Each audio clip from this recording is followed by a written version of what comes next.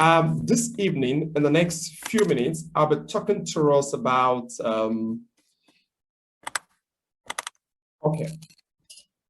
be talking to us about midlife crisis in the next couple of minutes. All right, so I'm sure you can see my screen, right? Yes, we can. Thank you. All right, so what I'll be doing basically is I just want us to walk us through a few slides that explains what midlife crisis is, what the situation, what are the indicators, and for me, most importantly is if I'm in a crisis, how do I get out of the crisis, all right? So basically, midlife crisis is just a transitional phase. What this means is that no matter who you are, at one time or the other, you will go through this midlife crisis. It's transitional. However, in transitions, you need to understand how to manage transitions. If transitions are managed well, it makes you come out better at the other end. If they're not managed well, it leads to further crisis. So it's about transition, okay? Number two, it's also about one's identity and how we view life during this transition, all right? So this view for me is very, very important. I once had someone said, we don't see the world the way it is. We see the world the way we are. So in other words, your view is very, very important during this transition. Now, the next thing I want to say about midlife crisis is that it happens to everyone, all right? It happens to everyone. So as you age in life and as you begin to have changes in your roles, you will definitely go through this transition, all right? And the key word for me there is when you go through what you need to do, you need to adapt. So adaptation is very, very key. Now, when it comes to this transition, two things are likely to happen.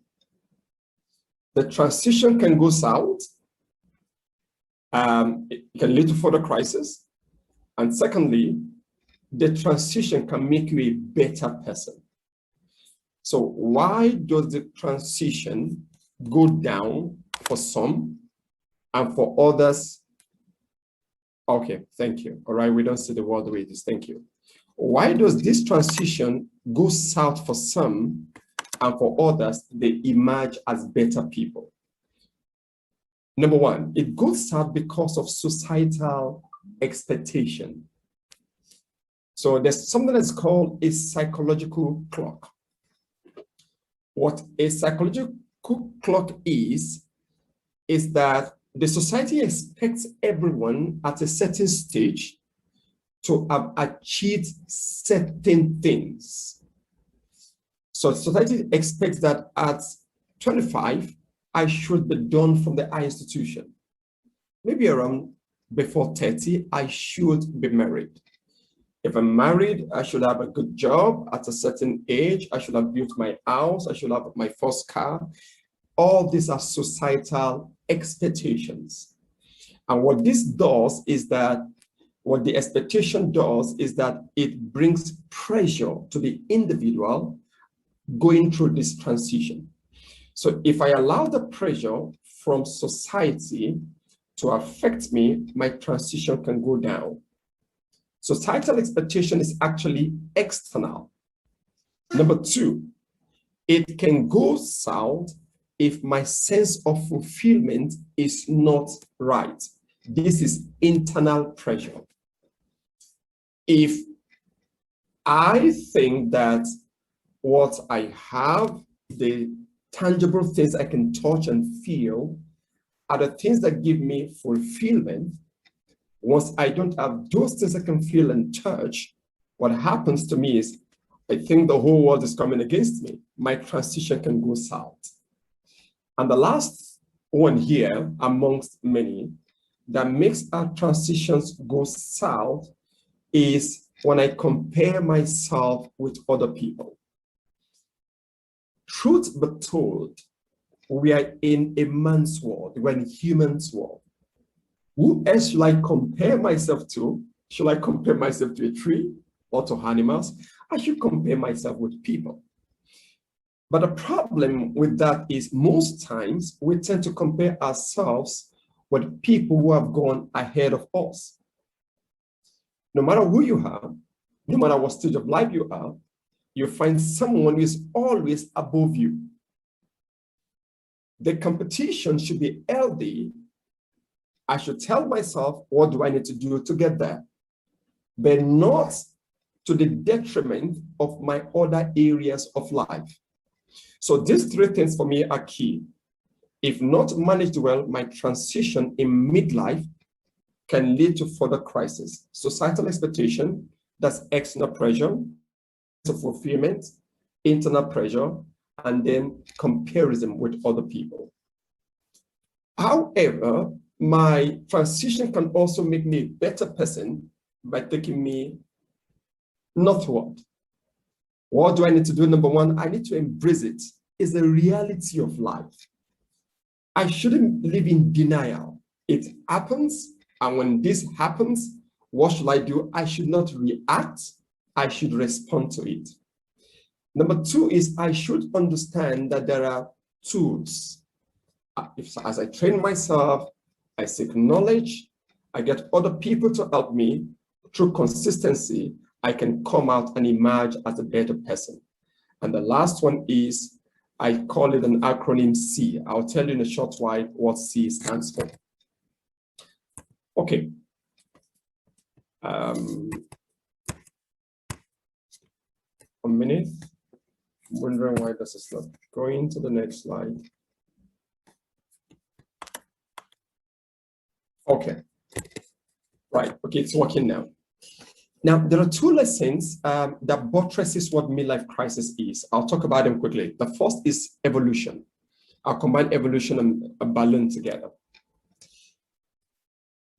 When a child is born, a newborn baby, the newborn baby becomes the center of attraction in the family.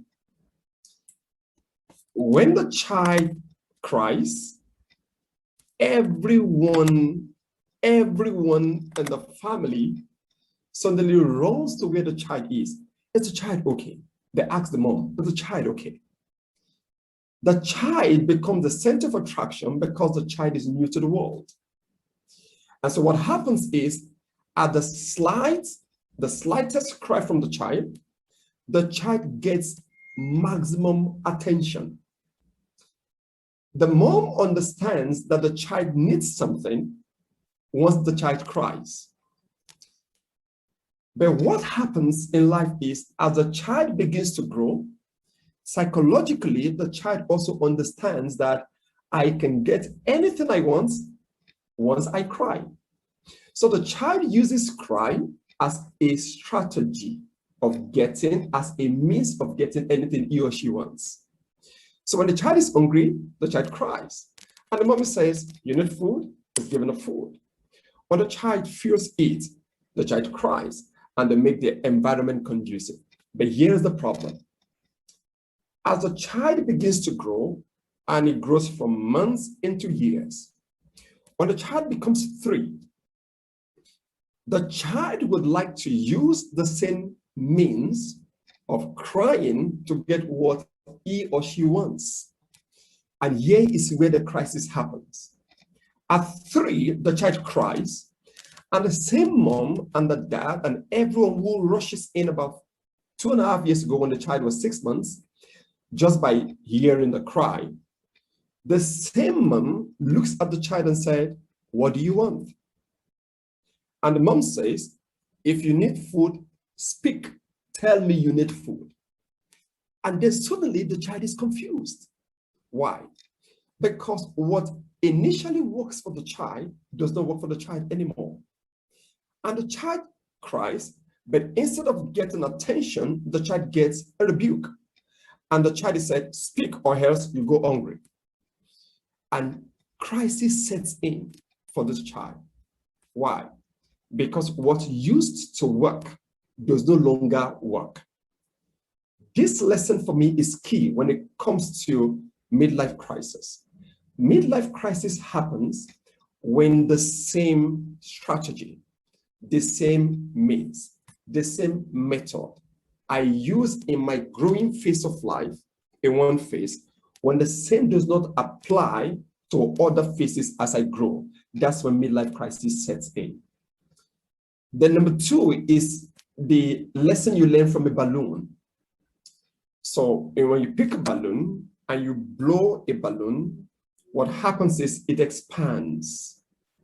And what this means is just an analogy to what happens to us in life. So as a child, you grow up and your parents said you need to be responsible. When responsibility comes on you, it's like adding something into the balloon. It expands. You go to school and they said you must come first. You must be top in your class. Another responsibility is added. The balloon is expanded. When you're done, you want to go to the institution. Dad and mom are no longer there. You need to cater for yourself. The balloon is expanded. Once you come out, you need to look for a job. The balloon is expanded. Now you are an employee to someone. The balloon is expanded. Then you become a husband or a wife, a spouse to someone. The balloon is expanded. Then suddenly you become a dad or a mom. The balloon is expanded. Then you own a job. Then the balloon is expanded. You become a CEO. The balloon keeps expanding. Now here's the problem.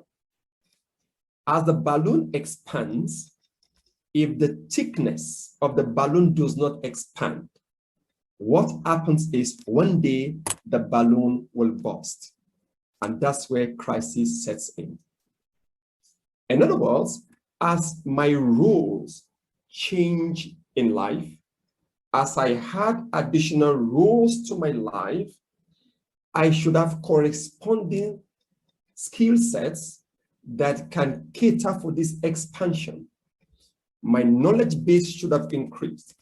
I should have stamina to be able to absorb the other thing that comes with additional responsibilities. And that is the lesson you learn from the balloon. All right, the next slide. Okay, good. I read a research from Johns Hopkins University in Maryland, United States. What happened at the hospital was that some doctors came together and the doctors said they wanted to find out what is the process of death. What is the process of death, okay? I want to be sure that people are following me. So if you're following me, can you just type yes? You can just type yes at the chat box, just type yes. Just want to be sure that you are following me, okay? All right. Beautiful, thank you, thank you. So at the Johns Hopkins University, some doctors came together. They wanted to find out what is the process of death. Thank you, thank you. So what they did was they brought some insects together in a controlled environment. They kept their feed in the controlled environment. What they did was that they expect the insects to feed on their feed. And then when the food is exhausted, when there is no more food for the insects should start degenerating until they die. So they want to find out what is the process of death. How does death happen? And at what time will this insect really die? That's what they wanted to do. So they used a controlled environment. So what they found out was that the insects fed on all their feed. When the feed were done, they expected the insects to start degenerating and then eventually die. But contrary to their expectation, something else happened. And what happened was that they realized that the same insects that didn't have wings when they were brought into the controlled environment suddenly began to grow wings. And instead of degenerating to the point of death, what happened to the insects was that the insects with the wings that came out of them flew out of the controlled environment in search of survival. And this is great for me because the insects were meant to run into crisis after exhausting the feed, but versus running into crisis and then die. What happened was that suddenly something from the inside of them begins to adapt and begins to reinvent itself in order to survive. When I read this research, what came to my mind was that crisis itself may not be good, but there is a positive side of crisis, and that's what I call reinvention. Reinvention, basically, it's about, okay, yeah, I think I'll go to this, then go back to that. So I wrote something here. I said, a new you emerges in crisis. If necessity is the mother of invention, then adversity must surely be the father of reinvention. And that's true. What this simply means is that crisis may be bad, but there are opportunities for reinvention in crisis. So as a midlife coach, I have worked with several people. I've done several interviews. I realized that some people actually had a new them emerge from the same person during crisis. So people actually found other aspects of their lives, other untapped potentials they've had they never knew during crisis. One of my mentors that I work with in this research, his name is called Olakule Shoriyo. If you know Olakule Shoriyo about 10 years ago was in a deep financial crisis. It was so deep that anybody in force, the DSS, the police, the army, EFCC, everyone in force, bank MDs were all calling him. It was a deep mess. For him, it was a great crisis. But guess what? Olakule Shoriyo is out of the crisis today. And guess what he does? People who are in deep financial mess today consult him at the highest level for him to help them. So what happened? He reinvented himself out of that crisis. Okay. I talk about this just in about 2 minutes, and I go to the 2 more slides and I'm done, so we can give room to interaction through question and answers. There's a Jewish story that I read that talks about the 5 workmen. It's a Jewish story, but some of you will be in your Bible, but it's a Jewish story. And this story simply talks about a man who came out of his house early in the morning, and he found some people. Early in the morning, it's about 6 a.m. And he found some people who were idle. Okay, thank you. He found some people who were idle, and then 6 a.m., the dawn of the day. And he said to them, "Why are you idle?" They said, "Nobody hired us." He said, "Go into my vineyard. When you're done, I will pay you at the end of the day." They agreed, so they started working 6 a.m. In the Jewish culture, the 3rd hour of the day is 9 a.m., which is the early hours of the day. He went out and he found some other people who were doing nothing. He said, "Come into my vineyard, and then I will give you what you ought to be paid at the end of the day." So they came in. At the middle of the day, that's 12 noon, he found other people who are idle. He asked them to come in. He said, "I will pay you what you ought to be paid." At the 9th hour, which is 3 p.m., he found another set of people. And at the 11th hour, which was 5 p.m., he found another set of people. At 6 p.m., because the Jews work 6 a.m. to 6 p.m. At 6 p.m., he came and he called the guys who worked just 1 hour and he gave them a penny. Followed by the guys who worked 3 hours, he gave them a penny. Followed by the guys who worked just 6 hours because they came 12 noon, he gave them a penny. The guys who worked 9 hours, he gave them a penny. Now, the guys who came in at the dawn, 6 a.m., were expecting him to pay them more. So when they came, he gave them a penny each.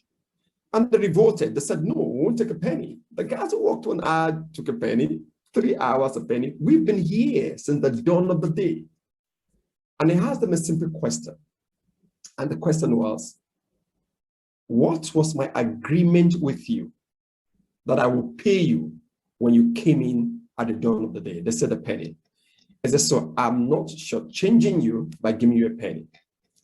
This story is so important to me because it means that regardless of the timing of your life,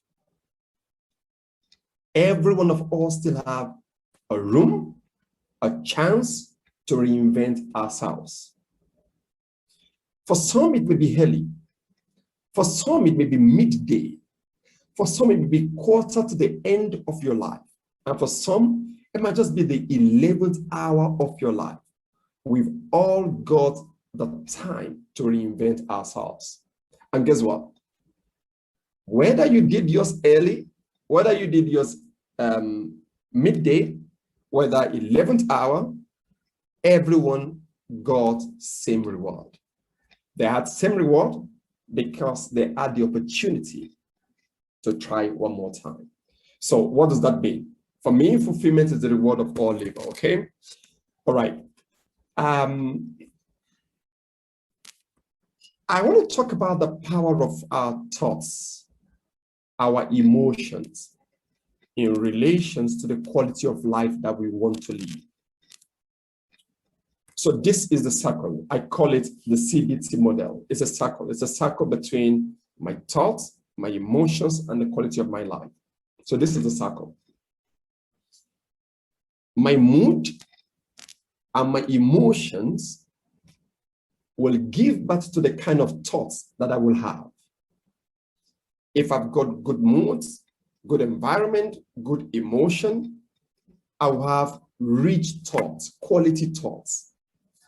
If I act on these quality thoughts, it provides a good life, the quality of my life.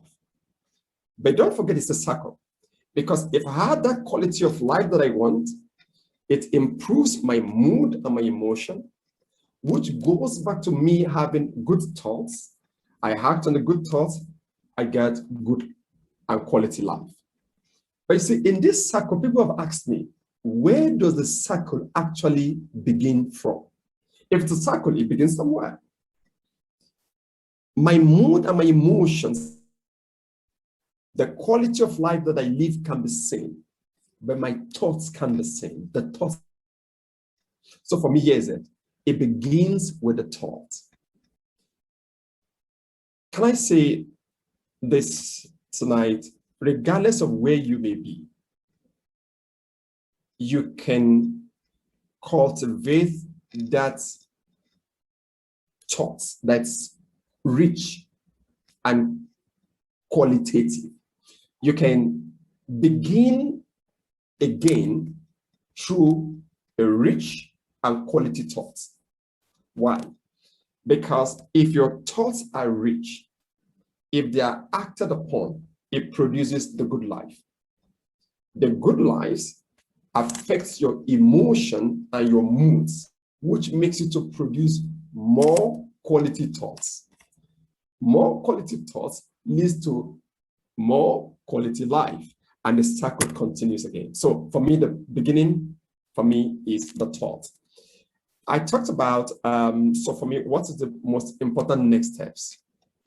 Like I said, every one of us is a transition. So it's either you are entering into the midlife crisis, It's either you are in it, or it's either you are coming out of it.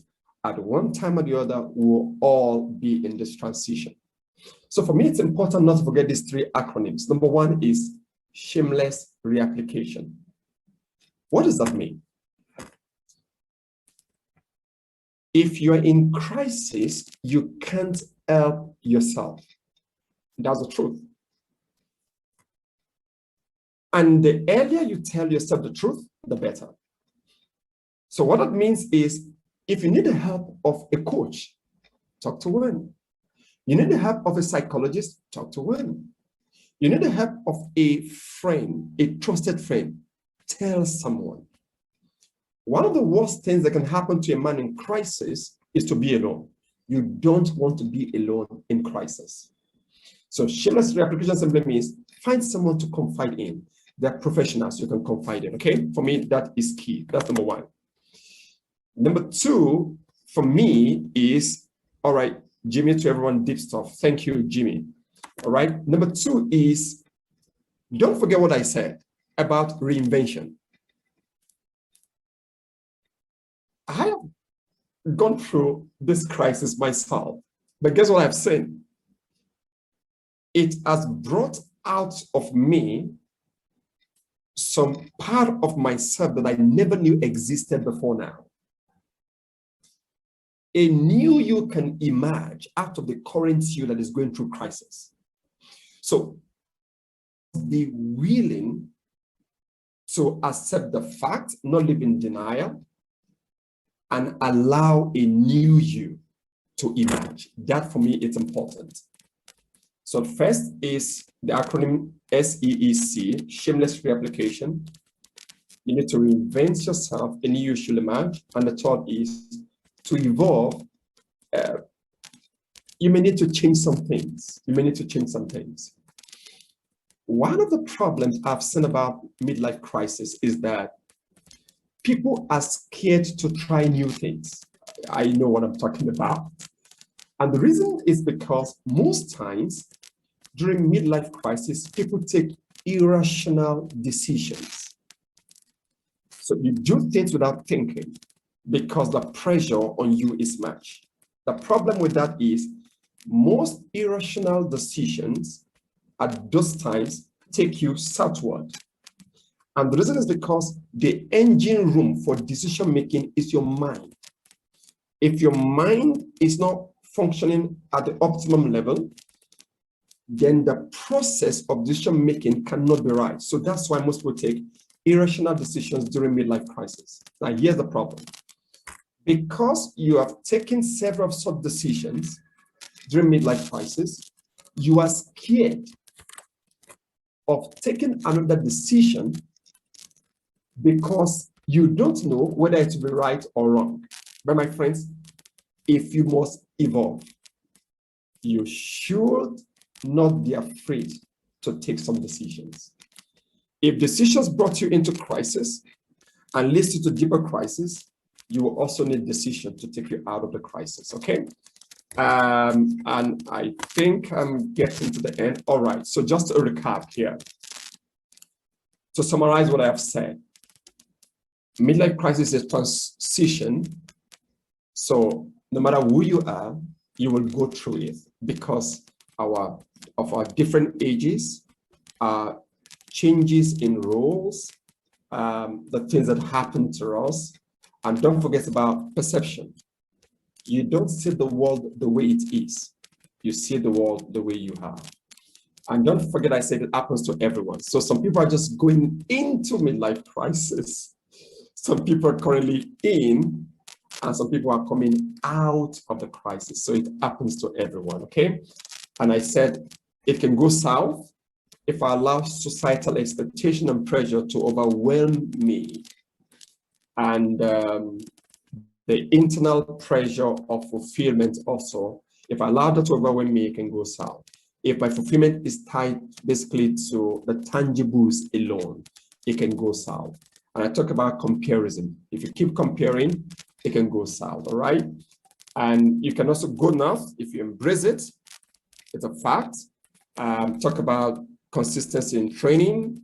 I have this mindset of starting with better thoughts that leads to better life, that leads to good moods and emotion that feeds back into more qualitative thoughts, more qualitative life. So I've talked about C, shamelessly reapply, emerge, and then evolve. Okay, yeah, so I think that should be all except, so I just put this here, just indicators in case you want to find out. So what are the indicators? Sometimes it could be depression. Depression is basically you feel there's no reason to live anymore, either because you've made several mistakes in the past and you're wondering, with my age, where do I start from? Okay, I've just told you, you can reinvent yourself. Sometimes it could be a voice of regret. There's a difference between voice of regret and voice of frustration. Voice of regret simply talks about missed opportunities, missed timings, those things you have missed, right? The mistakes you've made. But voice of frustration simply means sometimes you are in a place currently, but you know that that's not what you want to do. The only reason why you're still there is because if you leave, you will miss some things. Things like, who takes care of my family? Who takes care of my bills? So you're frustrated because you are only there, not because you want to be there, but because something is keeping you there. If you had the opportunity, you wish not to be there. So that kind of voice is a voice of frustration. Sometimes one of the indicators is you just feel overwhelmed, just tired, okay, about life, okay? So I've talked about irrational decisions. One of my students talked about, he was so grateful I was sharing this. He says he had an illness that was diagnosed when he was going through some of this pressure, and somehow he's out of it. And I talked about meaninglessness. Meaninglessness simply means, meaninglessness is not hopelessness. They are different. When you are hopeless, what that means is that you know what you want. The problem is you can't get it. So I know it, but I can't get it. So I'm hopeless. I know the thing. But meaninglessness is deeper. Meaninglessness simply means nothing excites me about life. There's no meaning to life. I'm not pursuing anything. I'm not running after anything. So these are just few indicators I want to talk about as that you need to watch out for in midlife crisis. Okay, I think I need to stop here. Thank you so much for your time, everyone. Thank you very much, Enoch. Thank I you so see much. applause and I see hands going up. So I want to assure everyone that all of us will eat breakfast. So without much ado, I would go, Bolaji, you have the floor. Please unmute yourself and ask the question. Okay, very beautiful presentation, very beautiful analogy, and it's just awesome. It really applies, if one looks back, it really applies to some part of one's life and even friends, you know, and this is beautiful. So I give it up to Ayoromoyi for organizing this and the co-host, Enoch, if I'm not wrong, a beautiful presentation. And now, I hope you can hear me. Yeah, I can hear you. Okay, now my question is this. You know, for me, I've heard and listened to a lot of talks like this that are very, very similar. And what confuses me is the peculiarities of Nigeria as an environment. Sometimes you see that no matter what you do, if you have principles of not being, let me use the word corrupt, or, you know, not being the normal way Nigeria is, you know. Somebody's music is so loud. Okay, now you miss an opportunity, you miss a lot of opportunities, you miss a lot of chances if you have to. There's a background noise somewhere. Yes, yes. I don't know where it's coming from. Okay, go ahead, please. So you get to see that Nigeria, you could do hard work, you could plan, you could fall and stand and fall and stand. But the only thing that you see, something close to hopelessness, is that, look, if I want to be there, I have to know people. That is Nigeria. It's not hard work. I could be a moron and be there if only some set of people wants me to be there. You see a lot of people probably making it.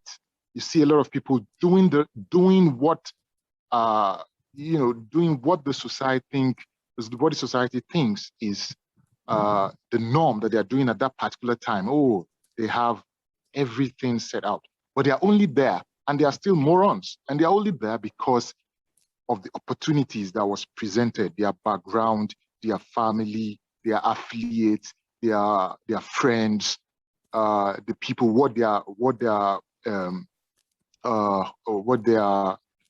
want to do, what they want to do for others, like bootlicking and all those kind of things, what they need to do.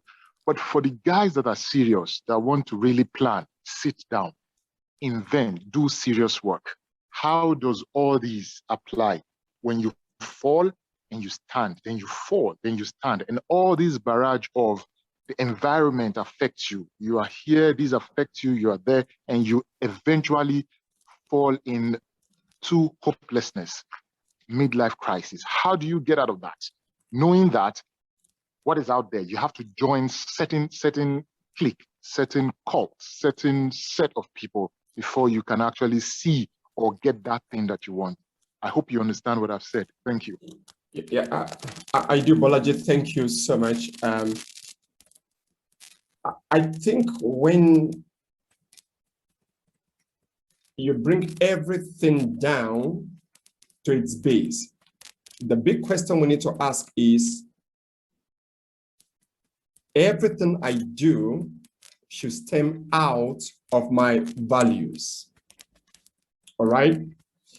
I just had the story yesterday that all the directors in First Bank were sacked by CBN, including the chair, Ibukwa Washika.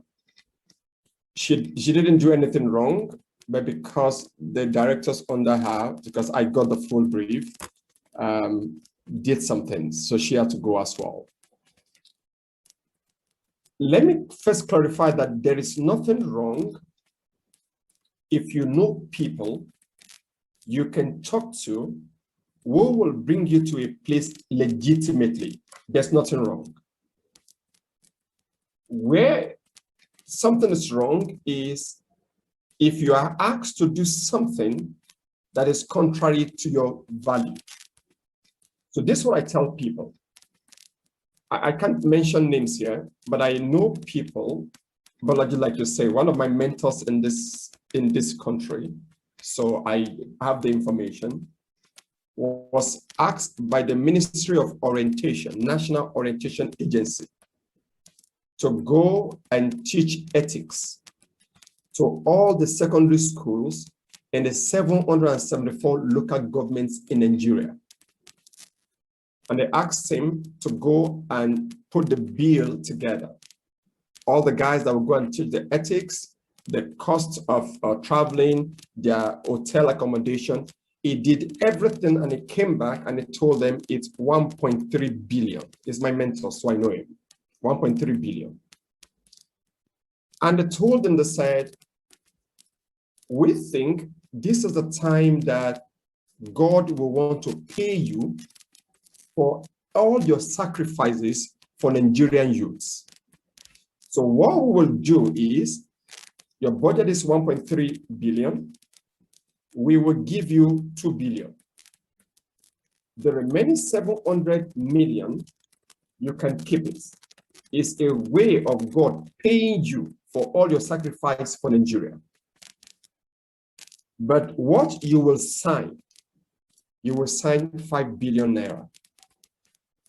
So what that means is, we that gave you the job will take 3 billion. You will take 700 million and you execute the project with the 1.3 billion you quoted.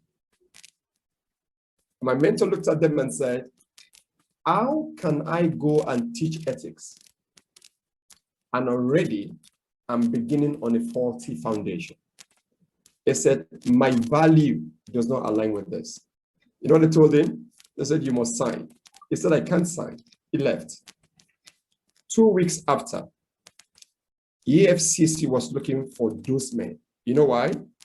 Because they did not believe that a Nigerian will have such opportunity of earning 700 million and will turn his back. So they believed he would take it. So what they did was they spent 400 million already among themselves. He didn't take it. I think for me, what I take or what I don't take should be dependent on my value. So let me say this, sir. I feel your vibes. A lot of people in Nigeria who have the right mindset, the right capacity, the right skill set to do the job, but they are not getting the opportunity. It's unfortunate, it's the environment we have found ourselves. But if you ask me, I will say you don't need to compromise your value because the environment is tough. All right? So that's my answer. If you find people who can help you legitimately to attain that height, but if they ask you to do something that's contrary to your own values, I think you should say no. That's my simple answer to that question, sir. So, Enoch, there's a question I'm going to allow.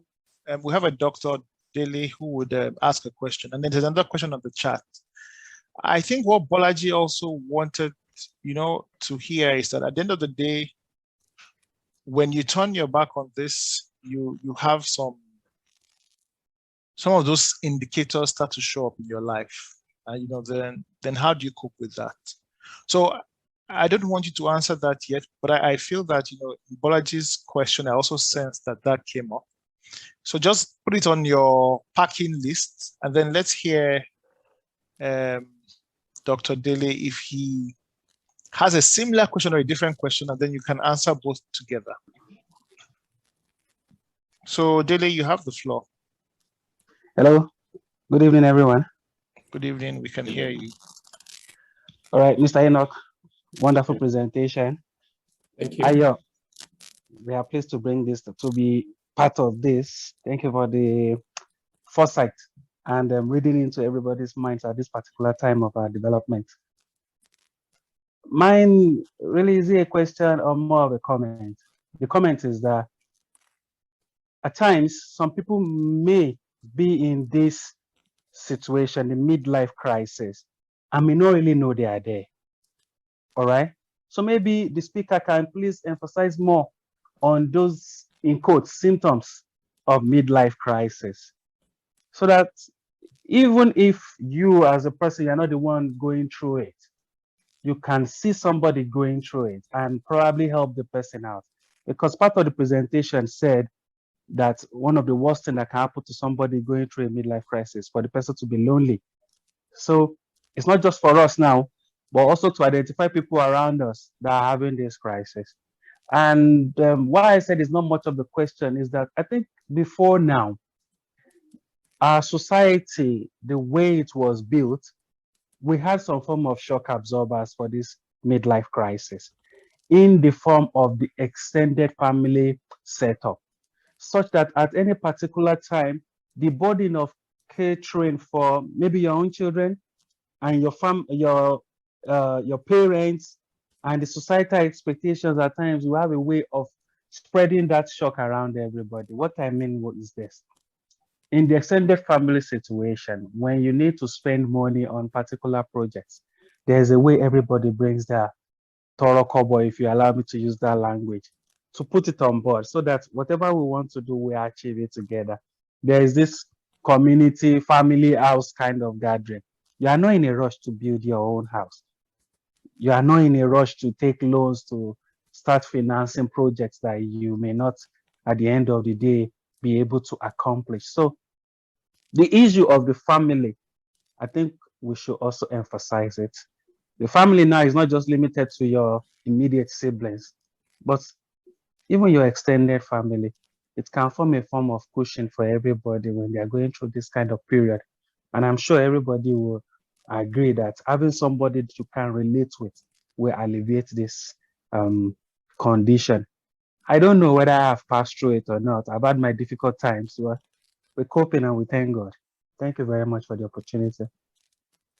Okay, all right. Thank you so much. All right, so Ayo, can I go ahead to answer the other question now? Yes. So now you have something from Dr. Lekondele. By the way, we went to the same primary school, so I've known him for a long time.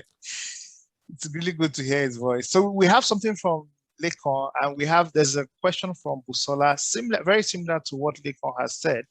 And then I think the angle that Bolaji raised, many of us are interested in that. So if you could please just go through the point of Bolaji was, we are here, we are daily vexed, we are daily, what's the word, Angry with the situation. No, daily provoked, not just being angry, but someone is making fun of you and saying, you are being holier than thou.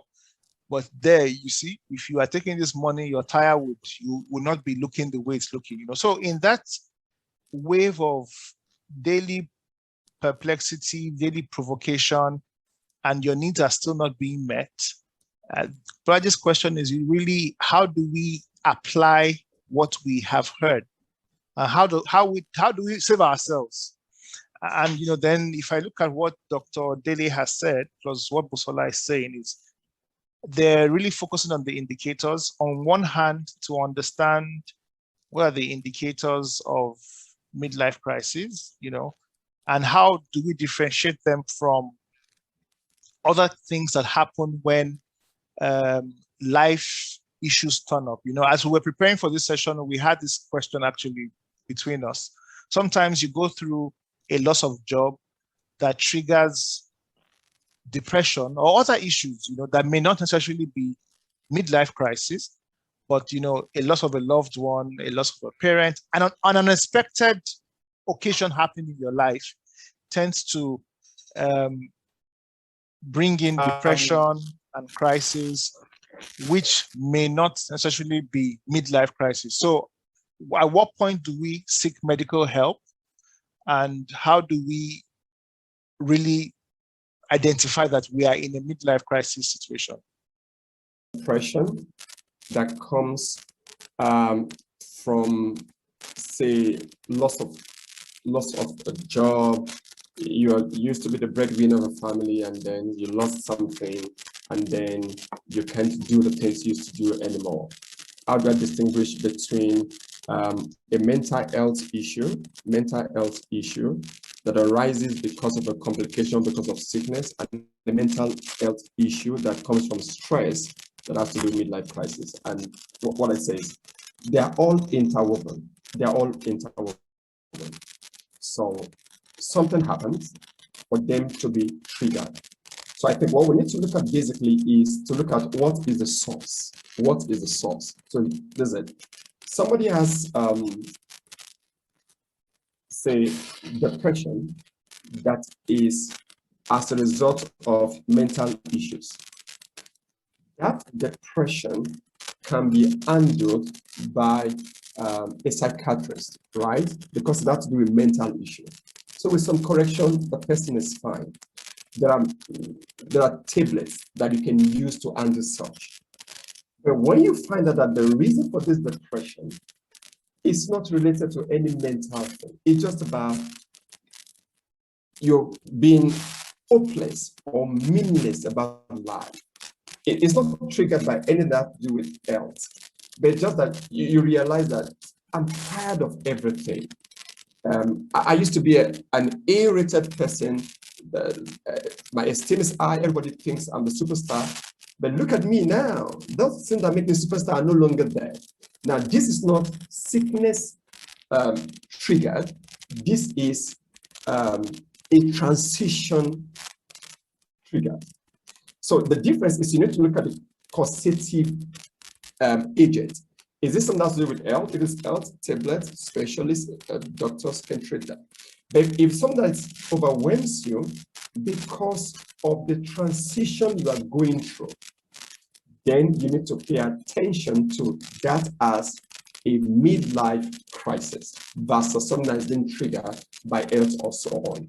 If somebody loses a loved one, who is so close to you, you will feel it. But you know, that's also for a particular time. With good counselors, with good medical help, like we said, good family support, you can come out of that because you can identify the cause and then you can be helped out of that. But when you have a case where you can't touch, you can undo the cause. It's not that I lost someone. It's not health related.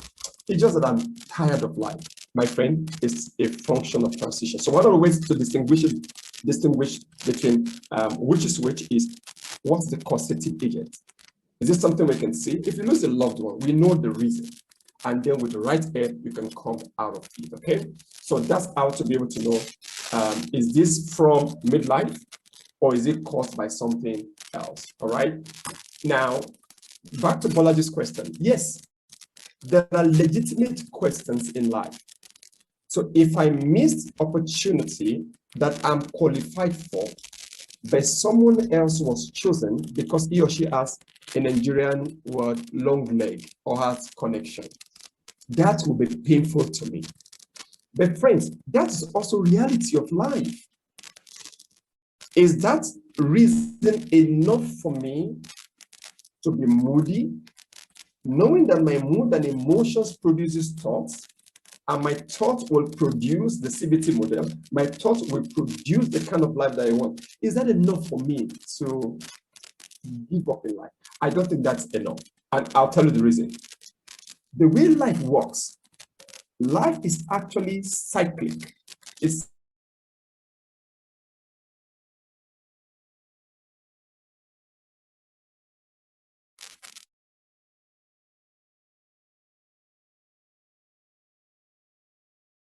opportunity. That's the reason why a man who goes to jail today can come out of jail, and in 10 years' time, the man becomes a millionaire in dollars.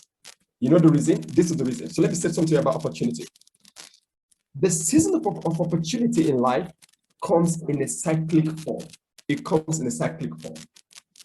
What that means is that I've had people say things like, opportunity once lost is lost forever. That is not true. It's never true. What happens in life is that when you miss an opportunity and you know, honestly, I missed it because I didn't compromise. And I didn't compromise because my values will not allow me to compromise. So for you, it's legitimate. It's value driven. If you miss such opportunity, let me tell you what happens. The way life works, life will bring back to you another opportunity, but now in bigger form. Most times, what happens to us in life is this. We miss one opportunity, and then we say, that's all. So we give in, and we say, I can't get that anymore. That's not true. When I miss an opportunity, what I'm meant to do is I should keep working on myself, because in the cyclical view of life, life will present to me again bigger opportunities. But because I refuse to give up what I missed the last one, and I got myself more prepared, what happens is, because I'm prepared, I can handle the bigger opportunity better than the former one that I missed. That's what I believe about life, and that works for me. So I talked about Ibukwa Washika, and you can check this out because it's in the public space.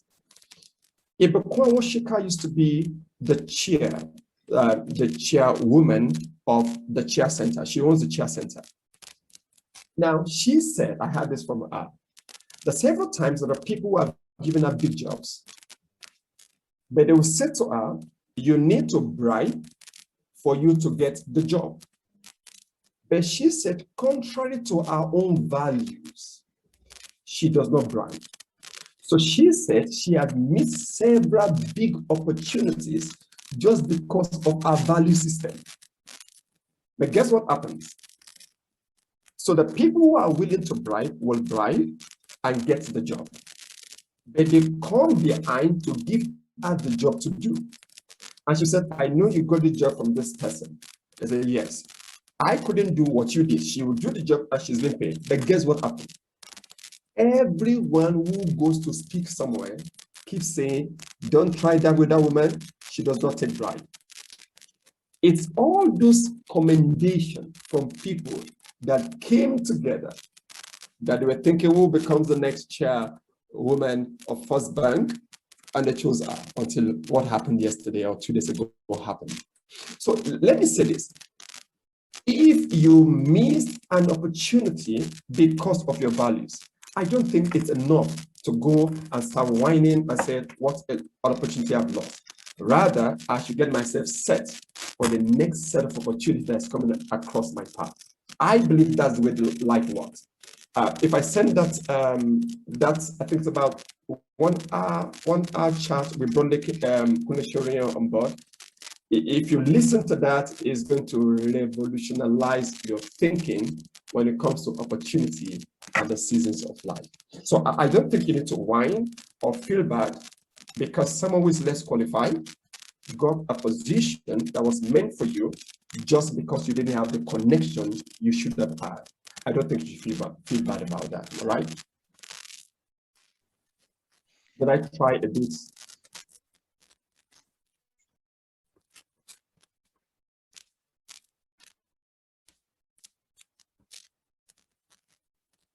Okay, I think we can anyway have more discussions along that. And Enoch, like you mentioned, the link you made reference to, if you share with me, I'll be happy to share with the group. And then, of course, people can reach out to you directly. So I'd also be happy to share your contacts. Now, we've spent roughly an hour in this session. There's another question from Binta on the group, and it's about how do you help someone who may be going through midlife crisis but is in denial? Do you let them be, or what's your advice on how to help others? Okay, all right. I can talk freely about this. I'll be as practical as possible. The first thing is you must be aware and not live in self-denial.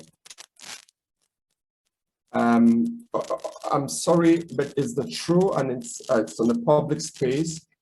The life expectancy for men in Nigeria is lower compared to that of women. If my numbers serves me well, I think for men is 46, for women is 52. And most times the reason is because when we are going through midlife crisis, something tells us people shouldn't know about it. I can cope. I will cope.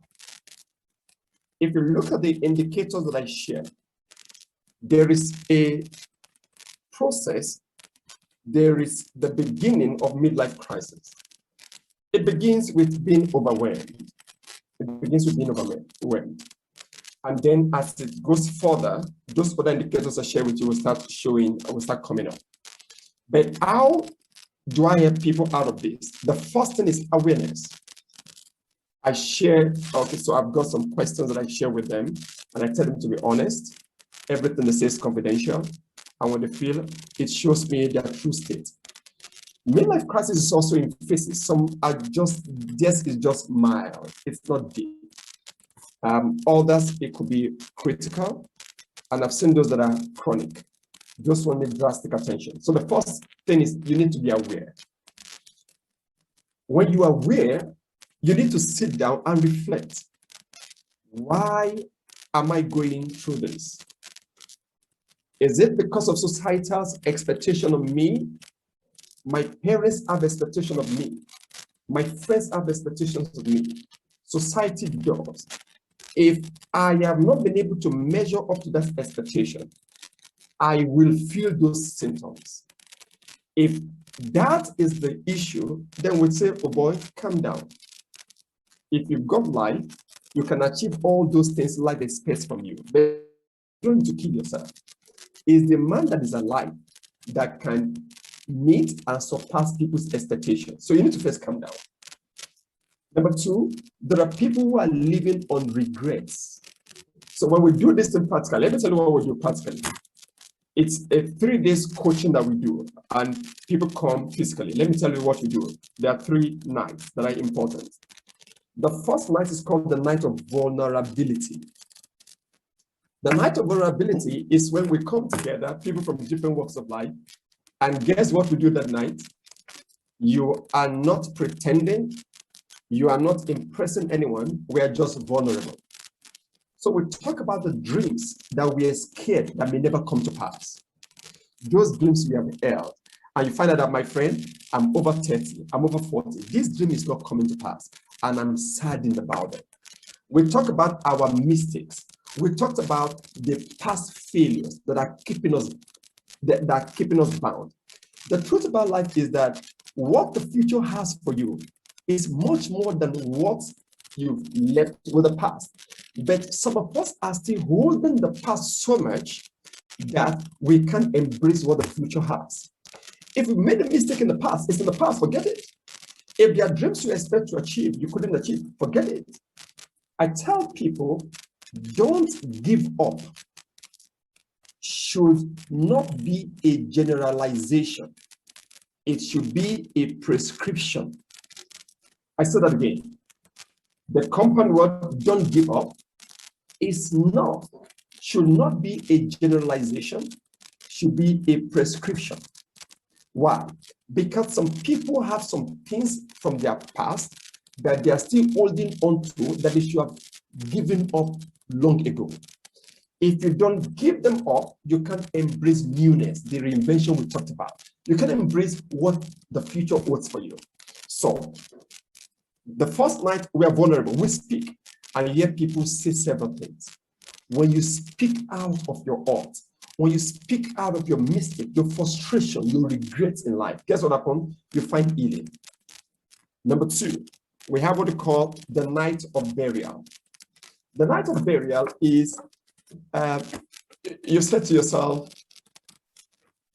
you want to physically do something that's happening in you internally. So the night of burial is, we bring in ashes, and you bring a big container, it's an hotel, a big one, and you come physically, you pick a shovel, you go pick the ashes, and you say to yourself, today I physically release and bury all the odds that I have made in the past, all the mistakes of the past, and you take the shovel, you take the ashes, and you pour them away. It's a physical way of telling yourself, I've forgotten about the past, I want to embrace the new me. There's a video I shared with Ayo. I think Ayo said he's going to share with you guys later on. The death of a seed is not the end of a seed. It's the beginning of a new life, and that is reinvention. It's high time we tell people when we're helping them out, you need to forgive yourself. You're not as bad as you think. Yes, you missed the opportunity. Yes, you made the blunder. You wish you couldn't, but you made the mistake in the past. So I take it again. First is awareness. When you are aware, we'll find out what is the reason. If it's a past fault, past mistake, past opportunities, my friend, you need to let them go in order to embrace the newness. And there are some times that we find out that they need some, maybe some counselors, trained counselors, who can take them through some process, some of them 3 months, some of them 6 months. But I said to people, this is so important because midlife crisis can take you south, like I shared, and it can make you to emerge as a new person. I think everyone needs to take this seriously. Make adjustment where you need to make adjustment. Shameless reapplication where you need to talk to someone. That's the beginning of finding healing. Imagine where you need to imagine, reinvent yourself. Sometimes you may be like the insects I shared.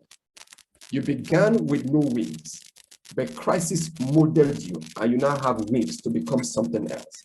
So these are some of the practical things we share with people. And let me just share this one with you. I've got a client, he works with in a blue chip company. One day he came, he said, I'm tired of work. He's tired of work. And what I realized basically was he wanted to resign. What I realized was that it's actually not the work. But the thing is that a new him is trying to find expression. So what we did with him was to find out, aside work, what other thing do you like? He said, I like talking to people about what? I like talking to people about leadership. Guess what we did? He had the money. We asked him to go and enroll in John Maxwell. He enrolled with John Maxwell. He came out of John Maxwell. Today is a certified coach, and he goes about talking to people about leadership. Guess what? He's still working in that company, but now he finds more fulfillment. The reason why people walk out of something sometimes because they don't find fulfillment. I tell people resigning sometimes may not be the solution to midlife crisis. It may just be finding that part of you you didn't know before now that existed that wants to find expression. That part of you gives you the fulfillment you are looking for. And then combine what you're doing, you become a better person. So it's an extensive stuff, it's an extensive academy, but these are just a few things I wanted to share with us. Thank you very much, Enoch. We are running out of time, and I'm conscious that we should let people go. So I see one more hand up.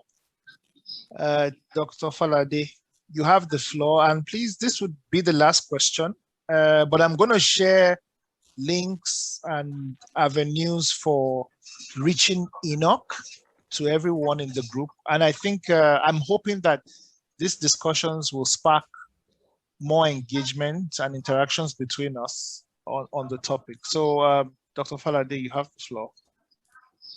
All right, thank you, Enoch. That was beautiful. I just want to make a quick comment, then I'll ask you a question. And my comment is this: midlife crisis in itself may not be a medical condition. However, a lot of people going through midlife crisis experience depression and anxiety. And if I will advise, I think it's important we emphasize that people should seek help. You can speak with your doctors, please. People are going through a lot of financial stress, marital stress, health issues. It's very important. So my question, can life insurance help us to deal with midlife crisis? Life insurance.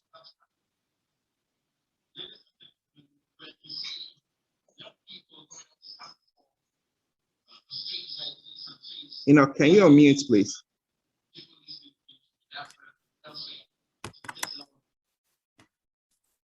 Okay, all right. So one of the proposals I have had that I'm still researching on is to speak for insurance companies about midlife crisis. So I'm currently researching on that. I'm not sure if I have all the answers now because I'm still researching on that. But if you ask me, I think to some extent, life insurance will help. Midlife crisis has triggers about what does my future hold? What will happen to me? What happens to my family? Life insurance has answers to some of these questions. So if you ask me, I'm not done with my research, but I think in some way it could help midlife crisis. But I'm not yet done with all my research. Yeah, but that's what I can say for now.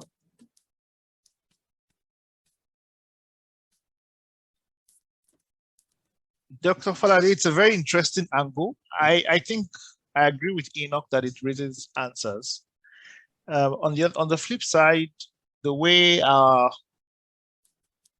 unfortunately the way things go in the country, or the way things are in the country, I think these are things that one probably, if you have it, you should hide it, because you never can tell who is interested in that money and knows that your death will entitle him or her to that sum of money.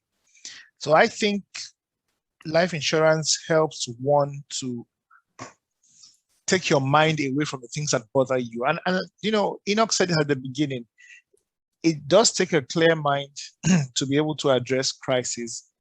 Many of the times in our minds, we're genuinely worried about what our children will eat, you know, our aging parents, siblings, and, you know, we're genuinely thinking in their best interest. And sometimes this may run one down. So yeah, when you have insurance, it helps you to lessen the burden. And the lesson I've learned from my experience in life is, you know, none of us can solve our problems by worrying about them. So one has to be able to isolate oneself from one's problem. And if I'm trying to round up the session for everyone, but as everyone was asking the questions and as Enoch was speaking, a story I read came to my mind. It's the story of a man in a village who some thieves came to steal his horse. And, you know, his horse, in fact, before that, his horse had won a contest as the most graceful horse in the village. And people came to congratulate him about his horse winning the contest and the gift prize. And he said, you know, whether it's good or bad, I don't know. And people felt that was a very strange answer for him to give. So they left the house perplexed. A few days later, the horse got stolen, and people came to say, oh, what a tragedy. Your prized horse is stolen. And he said, whether that's a good thing or a bad thing, I don't know. And then a few days passed, his horse escaped from captivity, and on the way came in with a few wild horses. So the man who had one prized horse had gone through some crisis in life, and all of a sudden he had 4 horses. And people began to say, wow, it looks like this old man knew what he was saying. And, you know, they went to greet him. They didn't wait for his response because they knew what he was going to say. And then his son was trying to tame one of the wild horses, and the horse threw him off and he broke his leg. And, you know, the naysayers came out and said, well, this man, let's see what he's going to say this time around. Probably serves him right. The man had the same response to that tragedy, and people thought he was going bonkers. A few days later, if some time passed, and the imperial army of the president or the monarch at that time came to recruit all the able-bodied men to war. And because his son's leg was broken, they didn't take his son for the war. And then, you know, people was like, wow, it looks like this man knows what he's saying. Now, the story goes on and on, but I think that the lesson of the story is that if we learn how to isolate ourselves from everything that goes on in our life, and most of us have lived life long enough to know that that thing you were worried about, when it happened, a year passed or a few months passed, and you realize that I was just worrying for nothing. The thing solved itself. So I learned that as a means of coping with my own anxieties and fears. And it was able to isolate me from reacting to every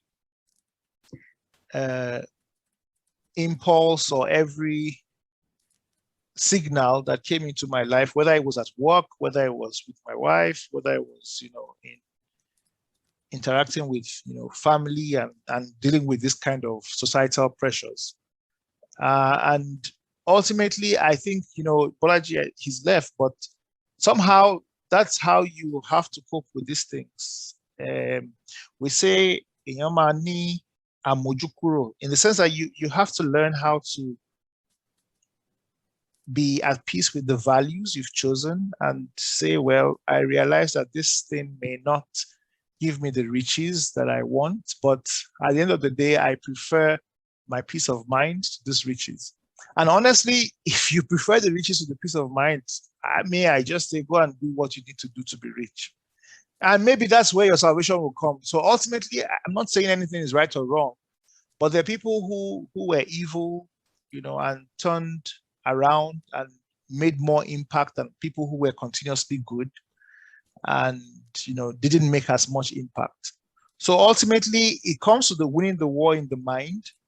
If you are able to generate or put your mind in a state that it's able to generate healthy thoughts and emotions, I believe that that's how one needs to prepare himself or herself to glide or to ride the waves of life, because you don't know what life throws at you. And sometimes, definitely not even sometimes, life is in troughs and valleys. If we chart our lives, our historical lives, I can tell you for free that my days in FGC, some of them were valley days, but a lot of things we learned back then, helped us to navigate through more difficult times that came later in the future, helped us to develop the resilience that we needed to be able to survive and take on opportunities in the future.